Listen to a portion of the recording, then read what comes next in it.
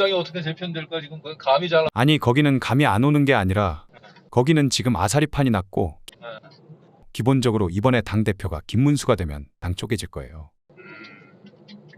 누가 되든 당이 쪼개지게 돼 있어.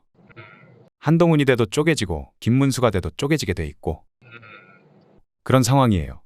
1년 된 정권의 힘이 얼마나 센데 하는 또 기대감도 있고 그래서 그렇게 해서 두 쪽 다 개망신 당하고 난 다음에 이제 뭔가 재편이 이루어지니까 국민의힘 개혁은 한 내년 지방선거 이후나 될 것 같아요.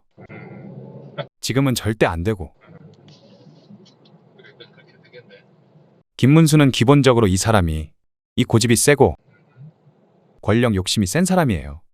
이번에 당 대표 되는 거는 본인 독배를 든다는 것도 어느 정도 좀 생각해야 될 텐데 지방선거를 자기가 치러가지고 지금 이긴 줄 안다니까. 이길 줄 안다고. 자기가 될 줄 알아요. 그 사람은 그거 못 말려. 자신감 충만이야. 윤석열은 버리는 거야? 윤 버리는 게 아니라 네. 윤 자체가 지금 의욕을 상실한 것 같이 보이는데 난 굉장히 세력은 세력이라기보다는 지지자들은 있지만 지금 사실 이렇게 된 데는 보수들도 윤이 왜 적극적으로 하지 못했냐는 부분 적극적으로 한 것도 아니고 뭐 안 한 것도 아니고 한데 원망이 있다고 이 상황으로 오게 된 원망이 있지. 원망이 있어. 말은 못하지만 불쌍하고 안타깝다. 그래서 나도 말은 못하지만 왜 이 상황을 만들었냐라는 원망이 내재적으로 있어서 이게 언제 분출될지 몰라. 그리고 지금 이제 내란 특검 이제 진행이 되고 그러면 굉장히 윤석열, 김건희에 대해서 안 좋은 얘기들이 계속 나올 텐데. 그러니까 그러면 이제 분출되겠지. 겨우 이 정도였어라는 게.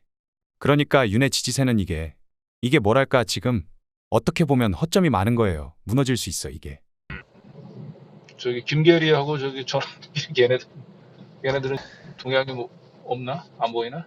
지금 계속 이제 윤하고 통화. 윤 전화를 안 받는 거야. 사람들이. 어. 윤의 전화를 국회의원들도 안 받고. 어. 잘 안 받지. 이제는 전화할 사람이 누가 있겠어. 그렇지. 그 사람들하고만 소통하는데 아니 저기 뭐 전환길이 뭐 무슨 전략이 있어 얘가. 이번에 부정선거 관련해서도 막판에 막 움직이고 몇몇 변호사들하고 전환길하고 선거 부정 움직인 거 막판에 그게 다 그 뒤에서 얘기한 거 아니냐고 윤이. 그래서 결집을 해보자. 그건 내가 직접 들었어. 이거는 이제 절대적으로 나한테 들었다고 하지 말고. 아 저기 박주연 변호사라고 있잖아요. 우파에. 걔가 나와갖고 집회 때 뭐 부정선거 얘기하고 했는데 나오면서 사람들한테 그랬다는 거야. 윤 대통령이 여기 집회 나가라고 그랬다고. 그러니까 뒤에서 그런 걸 하고 있다니까. 좀 크게 움직여야 되는데 너무 시민단체 움직이듯이 움직이는 것 같아. 야, 이거 놀라운 얘기인데요. 네. 이제 국힘당의 네. 또 보수 진영이 어떻게 움직이고 있는지를 좀 이해하시는데 좀 도움이 됐을까 모르겠습니다. 예. 여기서 좀 중요한 얘기가 부정선거 그거 좀 여론 좀 일으키라고 박주연 변호사한테 구체적으로 사람을 찍어서 얘기하는 거예요. 네. 이 사람한테 좀 시켰다. 이걸 박주연이 얘기를 했다는 거잖아요. 예. 근데 이제 지금 현재 전반적인 이제 국힘당의 상황은 이제 뭐 전당대회를 9월에 하냐 연말에 하느냐라고 하지만 이쪽에서 지금 이제 분석은 기본적으로 김문수가 되든 한동훈이 되든 당은 쪼개질 것 같다 이렇게 보는 거예요. 네. 예. 그리고 이대로 가게 되면 지방선거는 어차피 이제 그 새로운 정부 출범 1년 후에 치러지는 건데.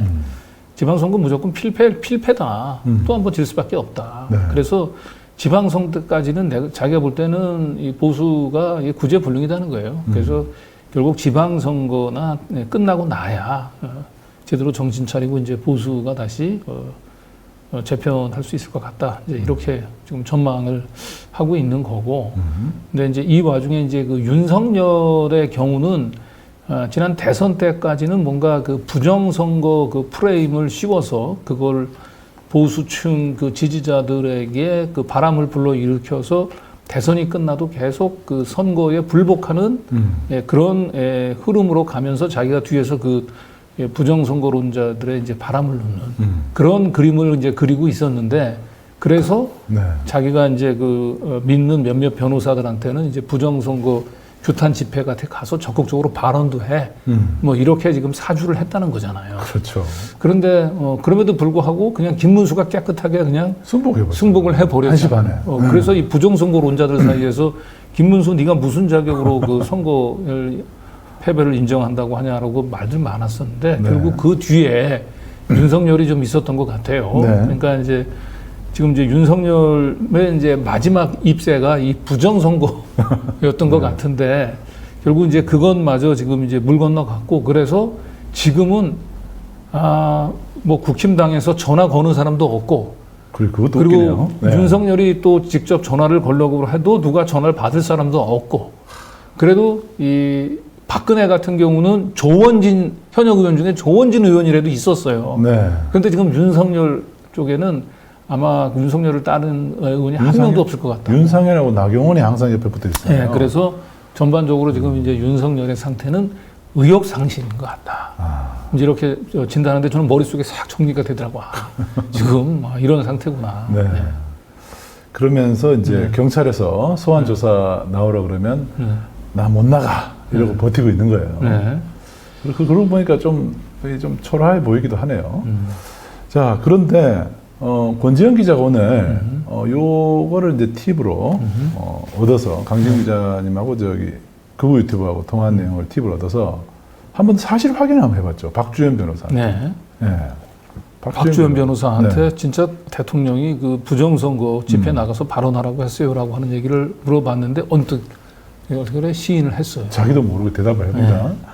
네. 이 대답하기 참 쉽지 않은데 권지현 기자가 아주 특유의 질문을 아주 너무 잘했어요. 그래서 대답을 어떻게 하는지 한번 들어보십시오. 네. 예, 박지현 변호사님 안녕하세요. 예, 누구십니까?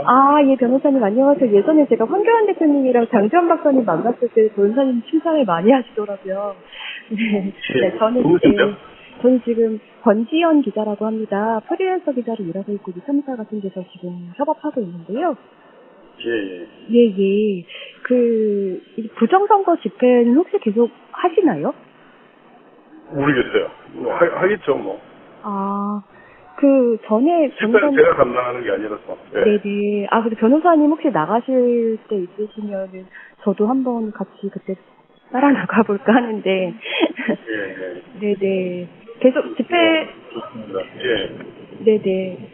선거 전에는 윤석열 대통령 요청으로 좀 나가셨었잖아요. 예. 네네네. 지금은 좀 윤석열 대통령께서 그런 지침을 안 주실까요? 혹시 좀. 그것도 모르겠어요. 의혹을 많이 상실하셨다는 얘기도 있고. 아니, 그런 건 아니고. 네. 그런 건 아니에요? 네네. 네. 그렇구나. 네. 네. 대통령은 가끔 그러면 좀 연락이 되시나요? 윤석열 대통령? 아니, 모르겠어요. 근데 지금 제가 뭐 어떤 분인지도 모르는 상태에서 이런 걸. 제가 소개드렸는데. 그러니까, 제가 얼굴 본 적이 없는데. 예? 그렇죠. 근데 이제 원래 유명하셔서 연락처는 국민에서 그냥 나오더라고요. 예, 제가 장지원 박사님이랑 황교안 대표님 만났었거든요. 네. 그러니까 그걸 본 적이 없는데 이렇게 막 민감한 질문을 하시면 민감한 건가요? 네네. 제가 뭐 그거를 네, 그럼 한번 얼굴 뵙고 답변을 드릴 수도 없잖아요. 알겠습니다. 네. 네. 그러면 언제 기회 될 때 얼굴이라도 뵙겠습니다. 예, 뭐 예를 들면 오늘 신문이 쌓인 상태에서 네, 이 기자님을 믿어도 되겠구나 이런 게 있어야. 네. 자기도 말하고 나서 네.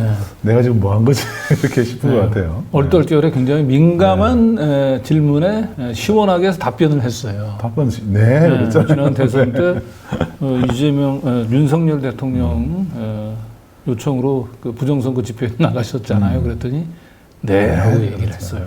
시원하게 답변했어요. 시원하게. 사실은 이제 그 답변을 들으려고 오늘 이제 전화를 한 건데. 그렇죠. 결과적으로 윤석열이라고 하는 내란숙의 윤석열이 지난 대선 때 한 짓이 결국 그거였어요.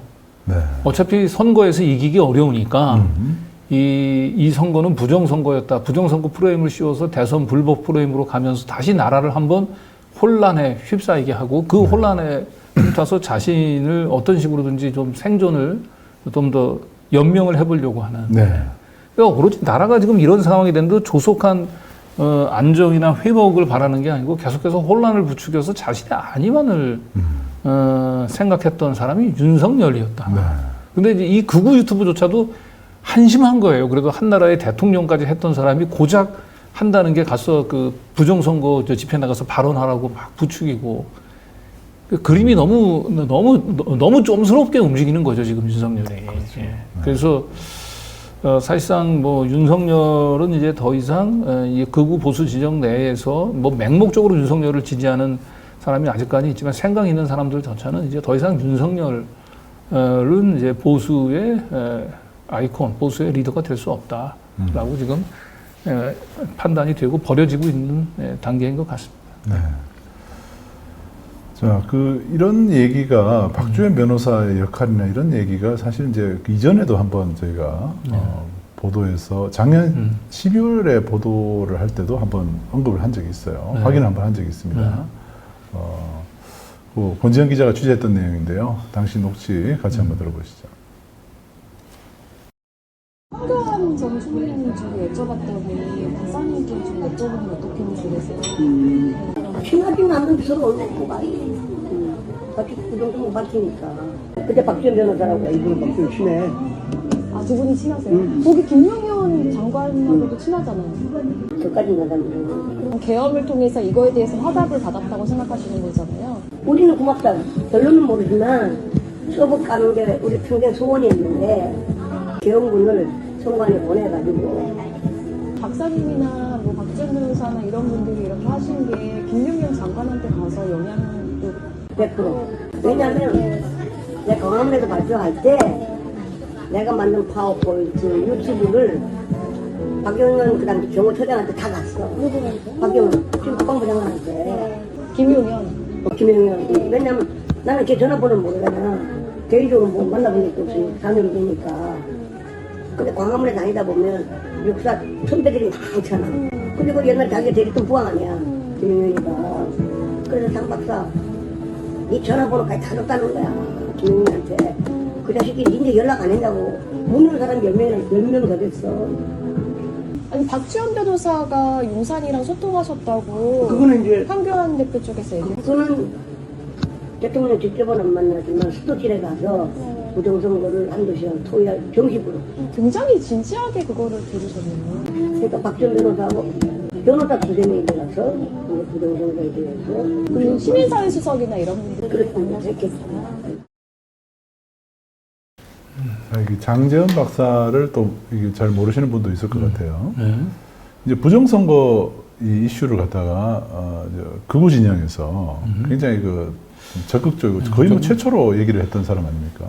저분은 이제 육사 출신이고 이제 전산학 박사예요. 네. 예, 그래서 이제 중앙선관위의 이제 그 해킹을 통한 선거 부정 그 논리를 그냥 적극적으로 주장을 하면서 실제로 선관위를 이제 그 고발까지 했었던. 네.